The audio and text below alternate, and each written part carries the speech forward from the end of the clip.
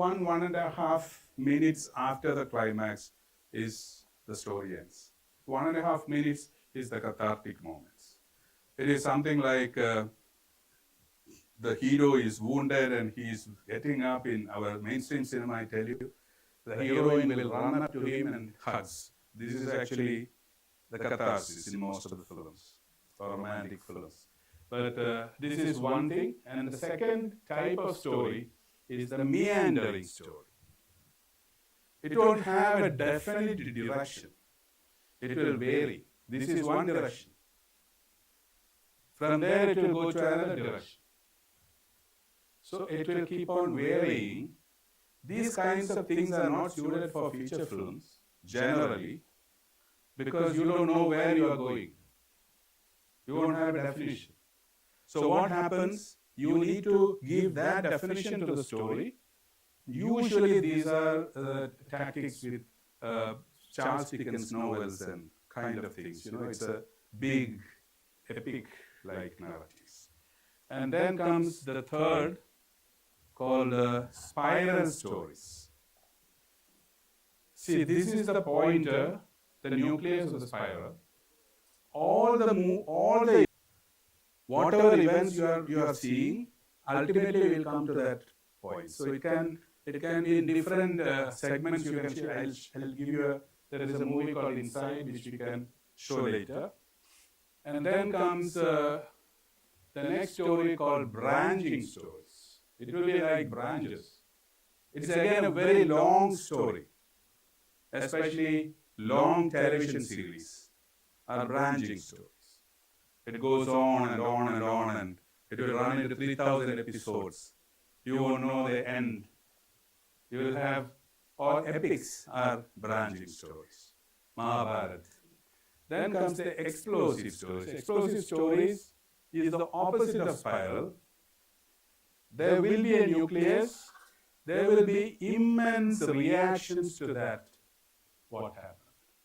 This is the dandelions flower. So I think here there is a movie called Vantage Point. If you can watch that Vantage Point, have you seen it? If you can watch it, it's a great example of this explosive story. There is an explosion that happens.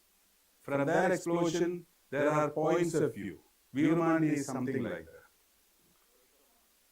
Rashomon, yes, also has one event which has different, we'll see that movie, Rashomon, tomorrow or something.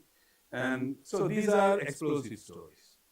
So these are the types of stories. So one thing I want to tell you here is whether it's a branching story or a spiral or linear, everything has a linear form initially. When you work on Tarantino's films, episodic films, it's an ensemble films. Even ensemble films have a linear structure first. Then you divide it into telling part and make it further. So this is what I want to tell you. So generally, I want you to now focus on the linear story and make a story. Engagement also is equally important because the most suited for audience engagement is linear stories. All other stories may have a lot of risks to their engagement. And whatever we discuss in this classroom, I personally feel that we are discussing about the maximum popularity or the maximum possible popularity engagement is what we are looking at or what we are trying to learn. The rest is your choice, what story you need to make. So these are the things, and then writing treatments. One thing I want to tell you is when you write a story, probably you will be writing a story over a period of time. There are certain norms to follow when you write a treatment of the story. Most of the stories are written in prose form. most of the stories. Or the treatments need for you to write in prose form. Why I call treatments may have a lot of different meanings by different authors.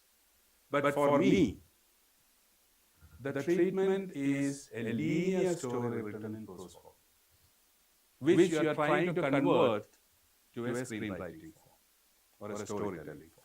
So this is what I mean by treatment. Please understand that. There could be different definitions to treatment by different authors. But I give the treatment of the story as a document which is written in a linear form.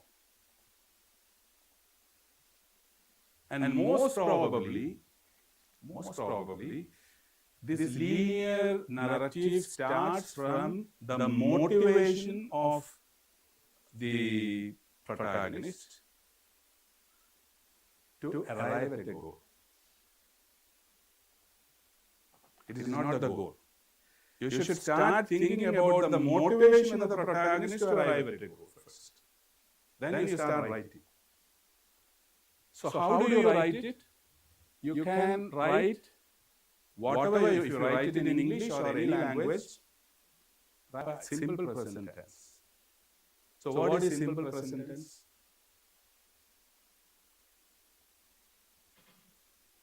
You can go back to your 5th standard grammar. Rama loves Sita. This is the 5th standard grammar. Rama loves Sita. When Rama is loving Sita, what is that tense? Present continuous tense. Past tense. Present continuous tense. So what's the difference between present continuous tense and simple present tense?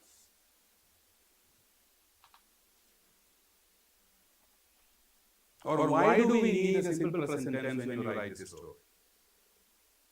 Especially a story for the screen. See, when you say Rama is loving Sita, it means it is really happening.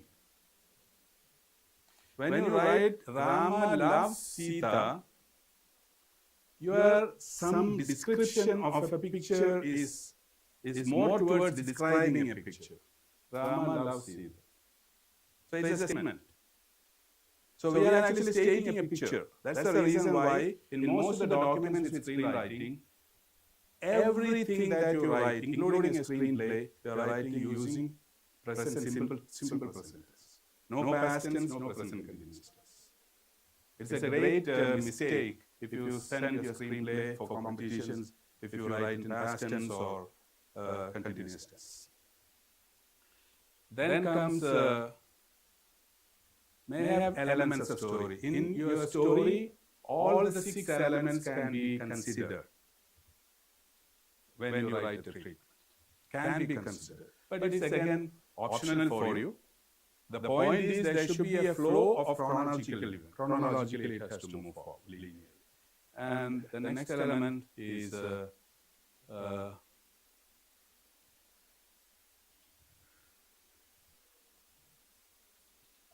these are very crucial for this treatment writing. Don't go more than about 5 lines a paragraph in an A4 sheet. And these paragraphs are not numbered. It stands numbers. So it is more like a prose form. How do you? What is a prose form?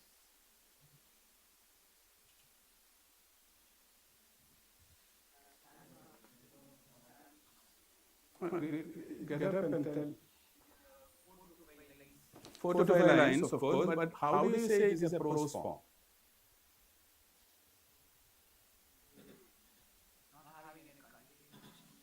No, it's not that. The prose form is you are giving an indicative of certain things or suggest certain things as a statement. For example, I'll give you samples later, but still I'll tell you, for a long time, Ram wanted to love a girl. It's a statement. For a long time, Rama wanted, that's a past we cannot use, but at the same time, Rama wants, it's a statement. Rama is a very intelligent person with athletic backgrounds. It's a statement. This is the prose form, impression on you. These are the prose forms. So you give statements and that meaning relates to you. So these are the pointers that you need to address, go about it. And the last one is sans paragraph, numbers. Because numbers come only in storytelling. But when it comes to a story or a treatment writing, you don't put paragraph numbers.